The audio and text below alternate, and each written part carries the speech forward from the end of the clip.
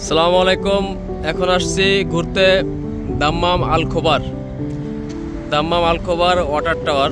যারা সৌদি আরবে থাকছেন দাম্মাম শহরে, এই ওয়াটার টাওয়ারটা অবশ্যই চিনেন। এখানে ঘুরতে আসলাম কাজের ফাঁকে।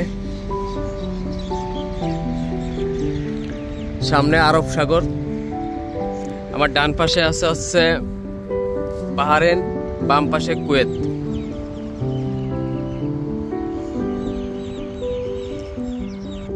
সৌদি আরবে এসে প্রথমে কাক দেখলাম, আগে কোনোদিন কাক দেখিনি সৌদি আরবে। যাই হোক, সাগর দেখা হয়ে গেল, কাক দেখা হয়ে গেল।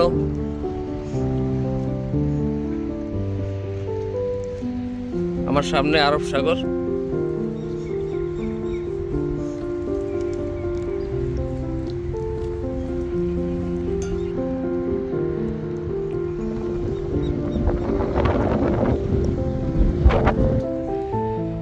এইখানে বিভিন্ন দেশের লোক, কুয়েত থেকে আসছে, কেউ কেউ বাহরাইন থেকে এসে মাছ ধরতেছে, টাইম পাস করতেছে।